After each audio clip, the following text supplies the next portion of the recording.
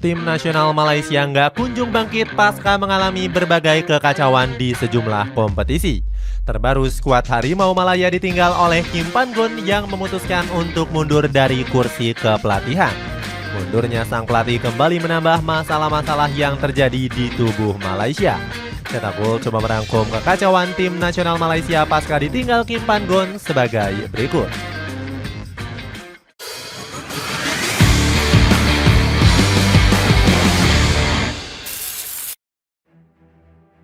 Ditolak banyak negara untuk agenda uji coba. Kegagalan Malaysia di berbagai turnamen internasional membuat peringkat FIFA mereka merosot drastis. Di bulan April lalu, skuad Harimau Malaya sempat menempati ranking ke-138 FIFA. Petinggi FAM mengaku heran dengan menurunnya peringkat FIFA Malaysia. Pasalnya, di 3 bulan sebelumnya Harimau Malaya sempat dipuji FIFA karena kenaikan peringkat yang signifikan. Nggak mau berlarut-larut dalam keterpurukan, FAM langsung berencana mengadakan uji coba. Datuk Nur Asman telah menawarkan 4 atau 5 negara kuat. Nur Asman mengungkapkan uji coba ini bertujuan sebagai ajang persiapan Malaysia di kualifikasi Piala Dunia. Saat itu target Harimau Malaya adalah bisa lolos ke ronde ketiga. Selain itu, Nur Asman menginginkan Malaysia bisa bangkit dari keterpurukan. Agenda uji coba ini diharapkan bisa menambah poin yang membuat peringkat FIFA Malaysia kembali membaik. Namun rencana itu nggak berjalan mulus setelah 5 negara enggan uji coba dengan Malaysia.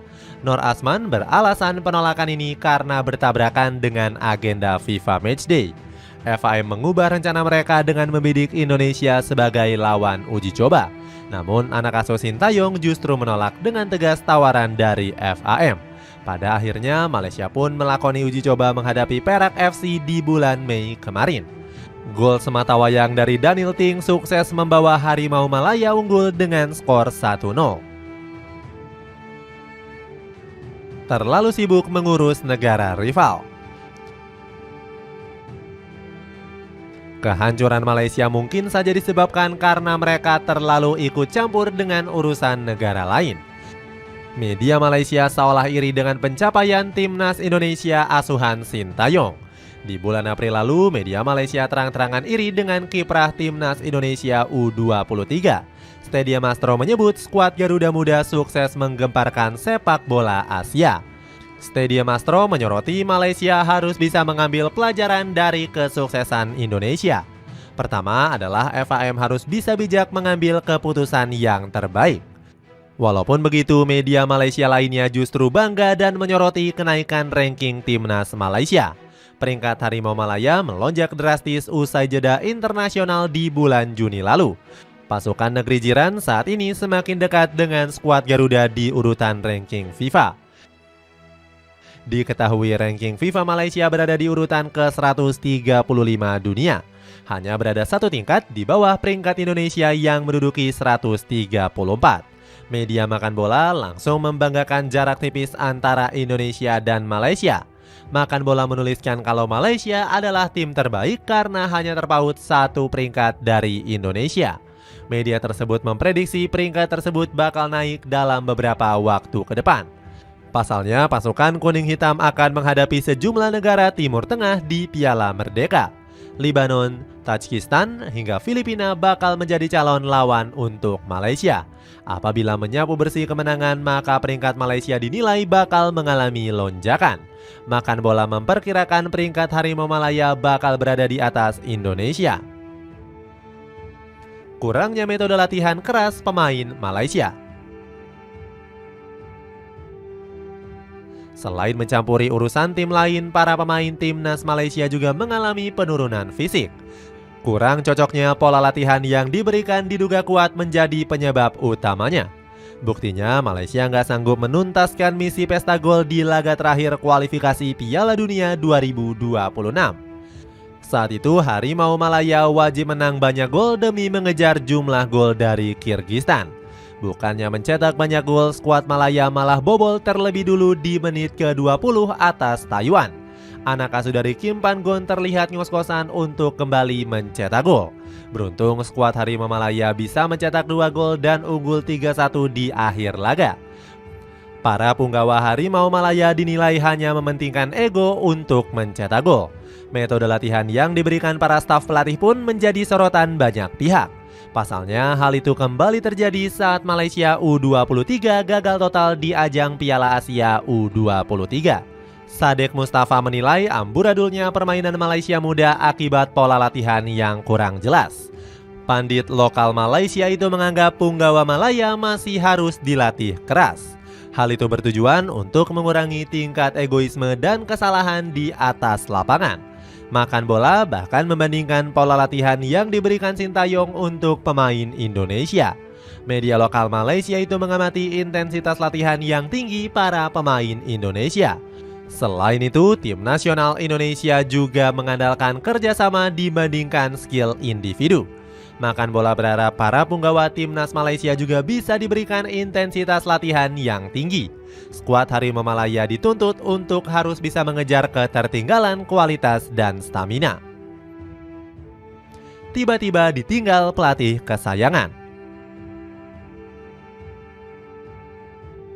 Belum selesai dengan masalah stamina, timnas Malaysia kembali dilanda masalah yang baru. Harimau Malaya secara tiba-tiba ditinggal oleh pelatih kesayangan mereka yakni Kim Pan-gon. Pelatih asal Korea Selatan ini mundur menjelang perhelatan Piala AFF 2024. Best 11 menilai kejanggalan dari perpisahan Kim Pan-gon dengan timnas Malaysia. Media lokal Korea Selatan itu merasa aneh dengan jumpa pers yang diumumkan oleh Kim Pan-gon. Best 11 menganggap biasanya federasi terlebih dulu membuat pernyataan mundur. Kepergian Kim Pan-gon juga menjadi kekecewaan terbesar publik sepak bola Malaysia.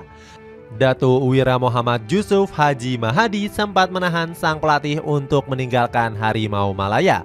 Sayangnya bujukan wakil presiden FAM itu nggak mempan karena keputusannya sudah bulat.